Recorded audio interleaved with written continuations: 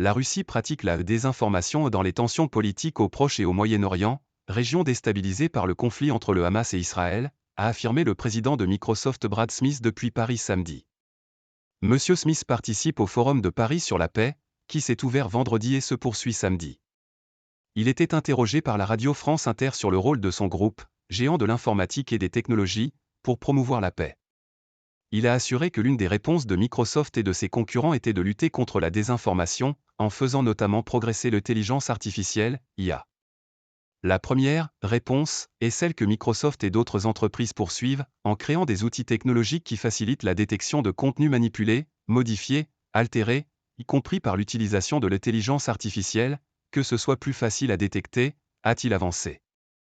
En utilisant l'IA, on peut trouver ces différentes campagnes de désinformation, a affirmé M. Smith. Nous devenons très doués pour identifier une campagne russe, comme lorsqu'ils ont essayé de dire aux gens de ne pas se faire vacciner contre le Covid.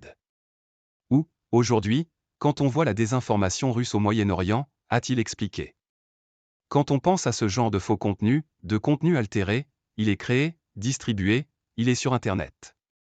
Que doivent faire les plateformes technologiques ? Il y a 3 possibilités, je dirais, a-t-il déclaré. On peut ne rien faire. On peut supprimer les contenus. Et vous pouvez les réétiqueter et dire, vous pouvez lire ça mais vous devez savoir que ça a été modifié par quelqu'un. Il n'y a pas de consensus sociétal sur ce que les entreprises devraient faire, a déploré le président de Microsoft.